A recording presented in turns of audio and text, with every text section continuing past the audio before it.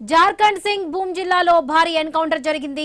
సరంద్ అటవీ ప్రాంతం కాల్పులతో దద్దరిల్లింది. భద్రతా బలగాల కాల్పుల్లో 10 మంది మావోయిస్టులు మృతి చెందారు.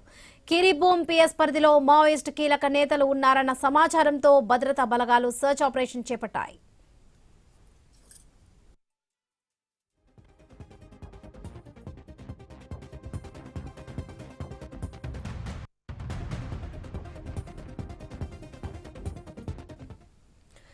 జార్ఖండ్ సింగ్ భూమ్ జిల్లాలో భారీ ఎన్కౌంటర్ చోటు చేసుకుంది. సరంద్ అటవీ ప్రాంతంలో కాల్పులతో దద్దరిల్లింది. భద్రతా బలగాల కాల్పులో దాదాపుగా 10 మంది మావోయిస్టులు మృతి చెందారు. కిరిబూమ్ పిఎస్ పరిధిలో మావోయిస్టు కీలక నేతలున్నారన్న సమాచారంతో భద్రతా బలగాలు సర్చ్ ఆపరేషన్ చేపట్టాయి.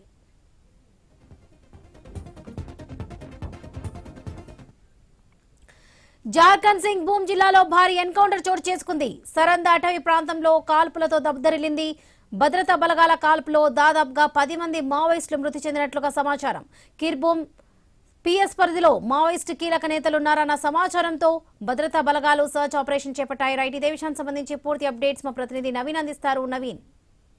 వరలక్ష్మి, మనం చూడొచ్చు జార్ఖండ్ రాష్ట్రంలోని సింగ్భూమ్ జిల్లాలో భారీ ఎన్కౌంటర్ చోటు చేసుకుంది. అయితే సింగ్భూమ్ జిల్లాలోని దట్టమైన అడవి ప్రాంతంలో ఈ ఎన్కౌంటర్ చోటు చేసుకున్నట్టుగా పోలీసులు చెప్తున్నారు. ఇప్పటికే 10 మంది మావోయిస్టులు చనిపోయారని కూడా చెప్తున్నారు. ఆ మావోయిస్టులకు సంబంధించిన డెడ్ బాడీలను కూడా స్వాధీనం చేసుకున్నారు. ఇంకా కూడా సెర్చింగ్ ఆపరేషన్ కొనసాగుతుంది. ఇంకా కాల్పులు కొనసాగుతున్న సిచ్యువేషన్ అయితే జార్ఖండ్ లో ఉంది. అయితే ప్రస్తుతానికి జార్ఖండ్ లో ఈ మధ్య కాలంలో ఇంత భారీ ఎన్కౌంటర్ ఎప్పుడు చోటు చేసుకున్నది. ఈ మధ్యకాలంలో చూడొచ్చు మావోయిస్టుల అణచివేతలో కీలకంగా కేంద్ర బలగాలు ముందుకెళ్తున్నట్టు పరిస్థితి కనపడుతుంది. భారీ ఎన్కౌంటర్లు లొంగుబాట్లతోటి మావోయిస్ట్ పార్టీ కుదేలా అవుతుంది. అయితే ఈ నేపథ్యంలోనే జార్ఖండ్ లో అంటే జార్ఖండ్ కి పోయినటువంటి నేతలు ఎవరు అంటే ఈ ప్రాంతం నుంచి ఎవరైనా కీలక నేతలు పోయి ఆ ప్రాంతంలో షెల్టర్ తీసుకున్నారనే దాని మీద కూడా అనుమానం వ్యక్తం చేస్తున్నారు. ఎందుకంటే పక్కా సమాచారంతో ఆ కిరిబూమ్ పిఎస్ పరిధిలో దట్టమైన అడవి ప్రాంతం ఉంటుంది. ఆ అడవి ప్రాంతంలోనే కీలక మావోయిస్టులు అక్కడ ఉన్నట్టుగా సమాచారంతో భద్రతా బలగాలు మొత్తం కూడా ఆ ప్రాంతాన్ని చుట్టుముట్టినట్టుగా తెలుస్తుంది. 10 మంది మావోయిస్టులు చనిపోయినట్టుగా ఇప్పటికే జార్ఖండ్ పోలీసులు నిర్ధారించారు. ఇంకా పూర్తి స్థాయిలో కూడా కూంబింగ్ ఆపరేషన్ కొనసాగుతుంది. ఇంకా మృతుల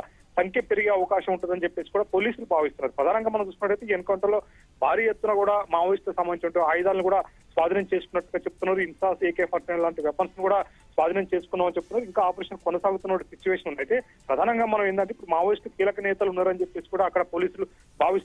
జార్ఖండ్ సంబంధించిన పోలీసులు. ఎందుకంటే ఈ మధ్య కాలంలో మనం చూడొచ్చు ఛత్తీస్గఢ్ నుంచి ఒడిశా, మహారాష్ట్రలో జరుగుతున్నట్టు వరుస ఎన్కౌంటర్ లో కీలక నేతలు మావోయిస్టు కేంద్ర కమిటీ కార్యదర్శితో పాటు కీలక నేతలు కూడా చనిపోయారు. అయితే ఈ ప్రాంతంలో ఎవరైతే కీలక నేతలు ఉన్నారో మావోయిస్ట్ పార్టీలో కీలకగా ఎవరైతే ఉన్నారో వాళ్ళందరూ కూడా జార్ఖండ్ ప్రాంతానికి షెల్టర్ జోన్ కోసం వెళ్ళినట్టుగా తెలుస్తుంది. మధ్యకాలంలో మావోయిస్టులు మొత్తం కూడా రాష్ట్రం దాటి వెళ్తున్న సమయంలోనే అందరూ కూడా అరెస్ట్ అయ్యారు. కొంతమంది లొంగిపోయారు, మరి కొంతమంది ఎన్కౌంటర్ లో చనిపోయిన సిచ్యువేషన్ ఉంది. అయితే జార్ఖండ్ పోయినట్టు మావోయిస్టులు ఆ స్టేట్ కి సంబంధించిన మావోయిస్టులు ఉన్నారా, ఆ స్టేట్ కి సంబంధించిన దళాలు ఉన్నాయా, లేదంటే మొత్తం కూడా కేంద్ర కమిటీలో కీలక పాత్ర వహిస్తున్న నేతలు ఏమన్నా అక్కడ షెల్టర్ జోన్ తీసుకోవడం కోసం జార్ఖండ్ కు వెళ్లారనే దాని మీద కూడా అనుమానం వ్యక్తం చేస్తున్నారు. పూర్తి స్థాయిలో కూడా మావోయిస్టులు ఎవరైతే ఇప్పుడు చనిపోయినటువంటి మావోయిస్టులు 10 మంది ఉన్నారో మావోయిస్టులకు సంబంధించిన డెడ్ బాడీలు కూడా ఇంకా గుర్తించలేదు. కాబట్టి గుర్తించిన తర్వాత కీలక నేతలు ఎవరైనా ఉన్నారో దాని మీద కూడా పోలీసులు ప్రకటిస్తామని చెప్పేసి కూడా చెప్తున్నారు. ప్రస్తుతానికైతే ఇంకా సెర్చింగ్ ఆపరేషన్ కొనసాగుతుంది. మృతుల సంఖ్య పెరిగే అవకాశం ఉందని చెప్తున్నారు. అయితే మావోయిస్టులు కనుక కీలక నేతలు కనుక ఉండి వాళ్ళ ముందే తప్పించుకొని వాళ్ళకి ఎవరైతే బాడీ గార్డ్స్ గా ఉన్నారో ఆ 10 మంది చనిపోయారన్న దాని మీద కూడా అనుమానం వ్యక్తం చేస్తున్నారు. ఎందుకంటే ప్రధానంగా చూసుకున్నట్టయితే భారీ అడవి ప్రాంతం జార్ఖండ్ ఆ ప్రాంతం అని చెప్పుకోవచ్చు. ఈ మధ్య కాలంలో మావోయిస్టుల కదలికలు అక్కడ చాలా తగ్గుముఖం పెట్టినాయి. కానీ ఒక్కసారిగా ఈ ఎన్కౌంటర్ తో ఒక్కసారిగా ఆ ప్రాంతం మొత్తం కూడా ఉలికిపడినటువంటి సిచ్యువేషన్ కనపడుతుంది. ఎందుకంటే 10 మంది చనిపోయినటువంటి ఆ ఎన్కౌంటర్ పెద్ద ఎన్కౌంటర్ అని చెప్పుకోవచ్చు. అయితే వాళ్ళు మావోయిస్టులు కీలక నేతలు ఉన్నారని చెప్పేసి పోలీసులే అనుమానం వ్యక్తం చేస్తున్నారు. ఈ నేపథ్యంలోనే ఆ ప్రాంతాన్ని మొత్తం కూడా చుట్టుముట్టారు. ఇప్పటికే దానికి సంబంధించిన అదనపు బలగాలను కూడా ఆ ప్రాంతానికి తెప్పించే ప్రయత్నం కూడా చేస్తున్నారు. ఎందుకంటే 10 మంది చనిపోయినప్పుడు ఇంకా మావోయిస్టులు కూడా 10ల సంఖ్యలో ఉన్నారు. వాళ్ళందరూ కూడా ఫైరింగ్ చేసుకుంటూ తప్పించుకున్నారని చెప్పేసి కూడా చెప్తున్నారు. కొంతమందికి బుల్లెట్ గాయాలు కూడా అయి ఉంటాయని చెప్పేసి కూడా పోలీసులు భావిస్తున్న నేపథ్యంలో పూర్తి స్థాయిలో కూడా ఇంకా అదనపు బలగాలతో పాటు అదేవిధంగా అక్కడ డ్రోన్ ప్రత్యేక డ్రోన్లు హెలికాప్టర్లతో భారీ కూంబింగ్ ఆపరేషన్ అయితే కొనసాగుతున్న సిచ్యువేషన్ ఉంది. మరి కొద్దిసేపట్లో ఎవరు చనిపోయారు ఏంటనేది కూడా పోలీసులు ఒక నిర్ధారణకు వచ్చిన తర్వాత ప్రకటిస్తామని చెప్పేసి కూడా చెప్తున్నారు. ఎందుకంటే చనిపోయినటువంటి డెడ్ బాడీలను అయితే తీసుకొచ్చారు. కానీ ఎవరన్నా వాళ్ళని గుర్తించాలంటే ఖచ్చితంగా గతంలో లొంగిపోయినటువంటి మావోయిస్టులు కానీ ఎవరైనా ఉంటే మాత్రం వాళ్ళు మాత్రం గుర్తించగలుగుతారు. ఎందుకంటే పూర్తిగా కూడా వాళ్ళతో టచ్ లో ఉంటారు. కాబట్టి ఎవరు చనిపోయారు ఏంటనే దాని మీద కూడా పూర్తి స్థాయిలో కూడా మరికొద్ది సేపట్లోనే ప్రకటించే అవకాశం ఉంది. ఇంకా కూంబింగ్ కొనసాగుతుంది. మృతుల సంఖ్య పెరిగే అవకాశం ఉంటుందని కూడా పోలీసులు భావిస్తున్న నేపథ్యంలో మొత్తం ఆపరేషన్ పూర్తి అయిన తర్వాత ప్రకటిస్తారా, లేదంటే ఈ 10 మంది ఎవరు చనిపోయారని ముందుగా ప్రకటించే అవకాశం కూడా ఉంది.